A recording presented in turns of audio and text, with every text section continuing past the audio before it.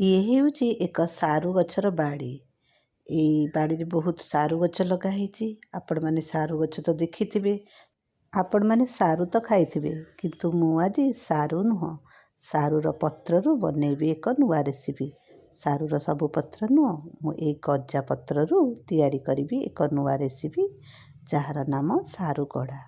ସାରୁର କଅଁଳ ପତ୍ରରୁ ବା କଢ଼ାରୁ ଏଇଟା ହେଉଥିବାରୁ ଏହାର ନାମ ସାରୁ କଢ଼ା ହେଇଛି। ସାରୁ ବାଡ଼ିରୁ ମୁଁ ଏମିତି କିଛି ସାରୁ କଢ଼ା ତୋଳି ଆଣିଛି। ଶୀତ ସକାଳର ସକାଳୁ ସକାଳୁ କାକର ପଡ଼ିଛି। ଦେଖନ୍ତୁ ସାରୁ କଢ଼ା କେତେ ବଢ଼ିଆ ଦେଖାଯାଉଛି। ଗୋଟେ ସାରୁ ପତ୍ର ଏମିତି ଖୋଲିଦେଲି, ଆଉ ତା ଭିତରେ କାକର ବିନ୍ଦୁ, ୱାଓ, ମୋର ପିଲାଦିନକୁ ବହୁତ ତାଜା କରିଦେଲା। ଆପଣମାନେ ଭାବୁଥିବେ ଇଏ କ'ଣ ଖେଳିଲାଣି, ରେସିପି କେତେବେଳେ କହିବ? ନାଇଁ ନାଇଁ, ଚାଲନ୍ତୁ ରେସିପି କରିବା। ମୁଁ ଆପଣମାନଙ୍କୁ କେମିତି ସାରୁ କଢ଼ାକୁ ନିକେଇବେ ବା ସଫା କରିବେ ଦେଖାଉଛି। ଏମିତି ତା'ର ମୁଣ୍ଡି ପାଖରୁ ଗୋଟେ ନେବେ, ନଖରେ ଟିକେ ଜଷ୍ଟ ଆଣିବେ। ଦେଖନ୍ତୁ ତା'ର ଡେମ୍ଫ ସାଇଡ଼୍ରୁ କେମିତି ସବୁ ପରସ୍ତ ପରସ୍ତ ହେଇ ଛାଡ଼ି ଯାଉଛି। ତାକୁ କାଢ଼ି ନେବେ, ଏମିତି ଭଲ ଭାବରେ କାଢ଼ି ନେବେ। ଆକୁ ସବୁ ଆମେ ପାରୁ କହୁ, ଆକୁ ଆମେ ଫିଙ୍ଗି ଦେବା। ଏଇଟା ରହିଲେ ସାରୁ କଢ଼ାଟା ଟିକେ ଟାଣ ଟାଣ ରହିବ, କାଢ଼ିଦେଲେ ବହୁତ ନରମ ଲାଗେ। ଏଇଟା ବହୁତ ସଫ୍ଟ, ଆପଣ ହାତରେ କରିପାରିବେ। ଆପଣ ଚାହିଁଲେ ଆକୁ ଛୁରୀ ବା ପନିକିରେ ବି କାଟିପାରିବେ। ଦେଖନ୍ତୁ ମୁଁ ପନିକିରେ ଆକୁ କେମିତି ସଫା କରୁଛି, ଆଉ ତାକୁ ଏବେ କାଟିଦେବି। ତାକୁ ପୁରା କାଟିଲି, ଆଉ ତା ପତ୍ରକୁ ବି ଏମିତି କାଟିଦେଇ ଛୋଟ ଛୋଟ ଖଣ୍ଡ କରି ପ୍ଲେଟ୍ରେ ରଖିବି। ସବୁ ସାରୁ କଢ଼ାକୁ ମୁଁ କାଟିଦେଇଛି, ଏମିତି ଦେଖନ୍ତୁ ପ୍ଲେଟ୍ରେ ରଖିଦେଇଛି।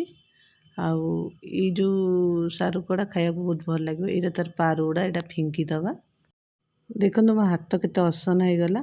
ଏଇ ସାରୁ କଢ଼ା ଏମିତି ହାତରେ ଛଡ଼େଇଲେ ହାତରେ ଗୋଟେ କଷ ଟାଇପ୍ର ଏମିତି ଅସନାରେ ଯାଏ। ଦିନେ ଦୁଇ ଦିନ ଏଇଟା ରୁହେ, ଧୋଇଲା ପରେ ବି। ଆପଣ ଆଇଦର ପଲିଥିନ୍ ଦୁଇ ହାତରେ ୟୁଜ୍ କରିକି ଏଟାକୁ ଛଡ଼େଇବେ, और ଗ୍ଲୋଭ୍ସ ଯଦି ଅଛି ଗ୍ଲୋଭ୍ସକୁ ୟୁଜ୍ କରିକି ଛଡ଼େଇବେ, ବେଟର୍ ରହିବ। ଏବେ କଟା ଯାଇଥିବା ସାରୁ କଢ଼ାକୁ ଏମିତି ପାଣି ଭିତରେ ପୁରେଇ ଭଲ ଭାବରେ ସଫା କରି ଧୋଇଦେବା। ଆଉ ଧୋଇକି ତାକୁ ଚିପୁଡ଼ି ଦେବା, ଟିକେ ଚିପୁଡ଼ିକି ପାଣି ନିଗାଡ଼ିକିରି ଏ ପ୍ଲେଟ୍ରେ ଏମିତି ରଖିନେବା। ସାରୁ କଢ଼ାକୁ ଧୋଇକି ପ୍ଲେଟ୍ରେ ରଖିଦେଇଛି। ଏବେ ପରିବାରେ ଏଥିରେ ମୁଁ 100ରୁ 150 ଗ୍ରାମ ଖଣ୍ଡେ ଝୁଡ଼ଙ୍ଗ ନେଇଛି, ଫ୍ରେଶ୍ ଝୁଡ଼ଙ୍ଗ ନେବେ। 4ଟା ଭେଣ୍ଡି ନେଇଛି।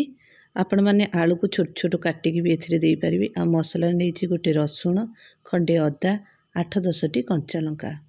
ବେସର ପାଇଁ ଆମେ ନେବା 7ରୁ 8 ଚାମଚ ସୋରିଷ ଆଉ 2 ଚାମଚ ଜିରା। ଆମେ ଅଦାର ଚୋପା ଛଡ଼େଇକି ତାକୁ ଛୋଟ ଛୋଟ ଖଣ୍ଡରେ ଏମିତି କାଟିଦେବା। ରସୁଣକୁ ଏମିତି ଛଡ଼େଇକି ରଖିଦେବା। ଅଦା ରସୁଣ କାଟି ହେଇଗଲା। ଏବେ ଆମେ ଝୁଡ଼ଙ୍ଗକୁ କାଟିବା। ଦେଖନ୍ତୁ ଏଇ ସାଇଜ୍ର ଛୋଟ ଛୋଟ କରିକି ଆପଣ ଝୁଡ଼ଙ୍ଗକୁ କାଟି ନେବେ। ଭେଣ୍ଡିକି ବି ଏମିତି ଛୋଟ ଛୋଟ ସେପ୍ରେ କାଟିବେ। ଆପଣ ମନେ ରଖିଥିବେ, ଭେଣ୍ଡିକି ସବୁବେଳେ ଆଗ ଧୋଇକି ତାପରେ କାଟିବେ। ଏବେ ଗ୍ରାଇଣ୍ଡିଙ୍ଗ ଜାର୍ରେ ଅଦା, ରସୁଣ, ସୋରିଷ, ଜିରାକୁ ଦେଇଛି। 4ଟା ଶୁଖିଲା ଲଙ୍କାକୁ ସେଥିରେ ପକାଇଦେବା। 2ଟା କଞ୍ଚା ଲଙ୍କାକୁ ସେଥିରେ ଆଡ଼୍ କରିବା। ଏବେ ସେଥିରେ ଟିକେ ପାଣି ଦେଇଦେବା, ଆଉ ତାକୁ ଗ୍ରାଇଣ୍ଡିଙ୍ଗ କରିଦେବା। ଗ୍ରାଇଣ୍ଡିଙ୍ଗ କଲା ପରେ ଆମ ବେସର ଏବେ ରେଡ଼ି ହେଇଯାଇଛି। ଦେଖନ୍ତୁ ଏଇଭଳିଆ ହେବ। ଏବେ ଆମେ ଏମିତି ଗୋଟେ ବଡ଼ ବାଉଲ୍ ନେଇଯିବା। ବାଉଲ୍ ଭିତରେ ଆମେ କଟା ଯାଇଥିବା ସାରୁ ପତ୍ରକୁ ଏମିତି ସବୁ ଦେଇଦେବା। ସେଥିରେ ଆଡ଼୍ କରିବା 1 ଚାମଚ ଲୁଣ, ଆଉ ତାକୁ ଭଲ ଭାବରେ ଗୋଳେଇ ଦେବା। କଟା ଯାଇଥିବା ଝୁଡ଼ଙ୍ଗ ଆଉ ଭେଣ୍ଡିକି ସେଥିରେ ଆଡ଼୍ କରିବା। ଏବେ କଞ୍ଚା ଲଙ୍କା 2-3ଟା ସେଥିରେ ଏମିତି ଭାଙ୍ଗି ଦେବା। ଆମେ ଯେଉଁ ମସଲା ଆଉ ସୋରିଷ ବେସର କରିଥିଲେ ତାକୁ ଏଥିରେ ଢାଳିବା, ଆଉ ତାକୁ ଭଲ ଭାବରେ ଟିକେ ଗୋଳେଇ ଦେବା। ଦେଖନ୍ତୁ ଏମିତି ତଳ ଉପର କରି ପୁରା ଭଲ ଭାବରେ ଗୋଳେଇ ଦେବେ। 5ରୁ 6 ଚାମଚ ସୋରିଷ ତେଲ ଏଥିରେ ଆଡ଼୍ କରିବା, ଆଉ ଭଲ ଭାବରେ ତାକୁ ଗୋଳେଇ ଦେବା। ବେସର ରଖିଥିବା ଜାଗାରେ ଟିକେ ପାଣି ଆଡ଼୍ କରିବା। ଆରାଉଣ୍ଡ 1 କପ୍ ପାଣି ଏଥିରେ ଆଡ଼୍ କରିଦେବା। ଗ୍ୟାସ୍ ଅନ୍ କରିବା ଫୁଲ୍ ଫ୍ଲେମ୍ରେ। ଏବେ ଆମେ ଏ ବାଉଲ୍କୁ ଏଥିରେ ବସେଇ ଦେବା। ଏସବୁକୁ ଟିକେ ଭଲ ଭାବରେ ଘାଣ୍ଟି ଦେଇ ଗୋଟେ ଘୋଡ଼ୁଣି ଦେଇ ଆମେ ତାକୁ ବସେଇ ଦେବା। 7-8 ମିନିଟ୍ ବସିଲା ପରେ ଏବେ ଘୋଡ଼ୁଣିକୁ କାଢ଼ିଦେବା। ଚେକ୍ କରିବା ଆମ ସାରୁ କଢ଼ା ହୋଇଛି କି ନାହିଁ। ନାଇଁ, ଝୁଡ଼ଙ୍ଗ ପୁରା ସିଝି ନାହିଁ। ଆଉ 4-5 ମିନିଟ୍ ତାକୁ ବସିବାକୁ ଦେବା। ଘୋଡ଼ୁଣିକୁ ଘୋଡ଼େଇ ଦେବା। 5 ମିନିଟ୍ ପରେ ଘୋଡ଼ୁଣି କାଢ଼ିଦେବା। ହଁ, ଏବେ ସାରୁ କଢ଼ାରୁ ଭଲ ବାସ୍ନା ଆସିଲାଣି। ତାମାନେ ସାରୁ କଢ଼ା ହେଇଗଲାଣି। ଆପଣ ଚାହିଁଲେ ଆଉ ଟିକେ ପାଣି ମାରିପାରିବେ, କିନ୍ତୁ ମୁଁ ଏମିତି କାଢ଼ିଦେବି କାରଣ ସାରୁ କଢ଼ା କିଛି ସମୟ ରହିଲା ପରେ ତା'ର ପାଣିକି ଶୋଷି ନେବ। ଏବେ ଟିକେ ଘୋଡ଼ୁଣିକୁ ଘୋଡ଼େଇ ଦେବା। ଗ୍ୟାସ୍କୁ ବନ୍ଦ କରି 5 ମିନିଟ୍ ଛାଡ଼ିଦେବା। ଘୋଡ଼ୁଣି ଏବେ କାଢ଼ିଦେଲା ପରେ ଦେଖନ୍ତୁ ଏ ସାରୁ କଢ଼ାରୁ ପାଣି କେତେ ମରିଗଲାଣି। ଇଏ ଯେତେ ସମୟ ରହିବ ଧୀରେ ଧୀରେ ଇଏ ଏତେ ଶୁଖିଲା ହେଇଯିବ। ଏବେ ଆମେ ତାକୁ ଏଇ ବାଉଲ୍ରେ କାଢ଼ି ନେବା। ଇଏ ଏମିତି ଏକ ରେସିପି ଯାହା ଥଣ୍ଡା ହେଲା ପରେ ଏହାର ଟେଷ୍ଟ ଆହୁରି ବଢ଼ିଯାଏ।